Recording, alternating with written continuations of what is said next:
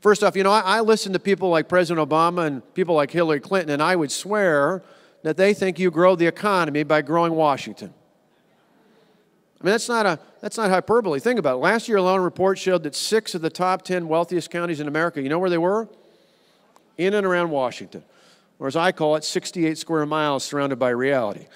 Right? But you get out to reality where the rest of us live, and you understand that you create jobs, you grow the economy, not in Washington, not in government. You do it by empowering people, not government, to create more jobs. You do it in cities and towns and villages across this great country, and that's exactly what we need going forward. And you do that by doing things like lowering the tax burden, reining in regulations, repealing Obamacare and putting families and parents, patients back in charge.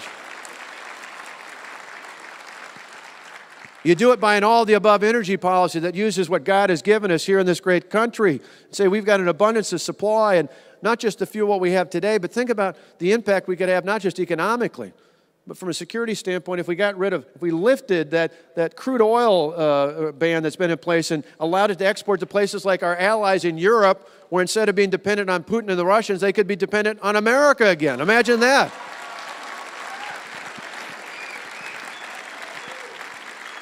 All those things are about growth, something we as Republicans, as conservatives, need to talk more about. It's about growth. That's aspirational. We can move this country forward. It can help us deal with the debt and deficit. It can put our neighbors back to work. It can raise our wages. One of the big pillars of that I talked about is lowering the tax burden. Now, sometimes in my state, the liberals in our state capital, and there are many in our state capital, say, Governor, why do you obsess so much with lowering taxes? Mary mentioned we've done it $2 billion since I've taken office. Cut individual income tax rates, reduce the number of brackets, reduce them on employers. Actually, property taxes in our state are lower today than they were in December of 2010. Who can say that in America? That's pretty good. But along the way, sometimes people ask, well, why do I focus so much on that? I said, it's simple. Back in February, on February 6th, Tonette and I celebrated our 22nd wedding anniversary. And you clap for that. Clap for her, not for me, right?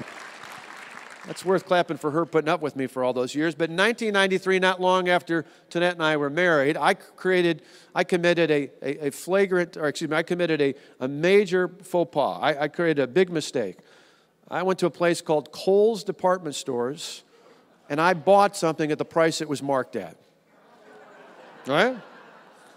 Now, anyone who's been there knows where I'm headed with this, so I now know, I've been trained well over the years. If I'm going to buy a shirt, I go to that rack that says it was $29.99, and now it's $19.99. And then I go up to the cash register, and I get out that insert from the Sunday newspaper, and I take the little scratch off that gets me another 15 or 20% off. Or if I'm really paying attention, I remember to get that flyer back from our home in Wauwatosa that gets mailed to us that gets us 15 or 20, or if you're really lucky, 30% off, right? And then I take it up to the cash register, and then if Tonette's with, she scoops into her purse and pulls out some Kohl's cash. And next thing you know, they're paying me to buy the shirt, right? Well, not quite, but it feels like it, right? So how does a company like Kohl's make money? They make money off of volume, right? They could sell a few of those shirts at $29.99, or they could lower the price, broaden the volume, and more people could participate. That's what I think about your money, the taxpayers' money. We could have high rates and a few of you could afford it, or we could lower the rate, broaden the base, more people could participate. What I call that is, it's simple. I got a good friend up the way in Tennessee by the name of Art Laffer. We used to call that in Oregon the Laffer curve. I call it the Kohl's curve. It's the Kohl's curve. It's a simple philosophy, but I think it's one we can share with America. And if we do that, we can put more Americans back to work. We can raise wages. We can have a more free and prosperous nation going forward. So growth is right at the top of that list. Secondly, though, we've got to talk more, not just about growth, but about reform. Again, big contrast. President Obama, Hillary Clinton, you know what they talk about? They talk about measuring success in government by how many people are dependent on the government, by how many people are on unemployment and food stamps and all sorts of other government programs out there. I think we, the rest of us in America, we should measure success by how many people are no longer dependent on the government.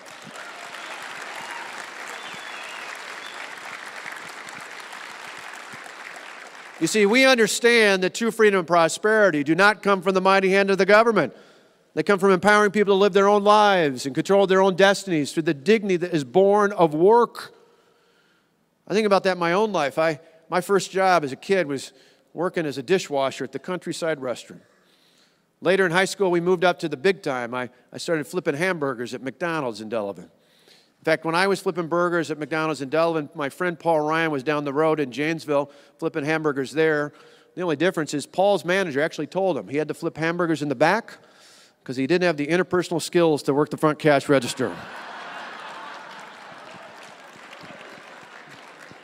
My manager might have thought the same thing. She was just too polite to say it. But I think about that, and I think about growing up in that small town of Delavan. I think about my dad, who was a small-town preacher at First Baptist Church right there in the middle of town. My mom was a part-time secretary. She helped raise my brother and I. And I think back not just to them, but my grandparents. My grandparents raised my mother on a farm where they didn't have indoor plumbing until she went off to junior high school. My dad's dad, my Grandpa Walker, was a machinist for 42 years at Barbara Coleman. I realized looking back in life, I did not inherit fame or fortune from my family. What I inherited was more important. The belief that if you work hard and you play by the rules in America, you can do and be anything you want. That's the American dream, and we need to be the ones fighting for it.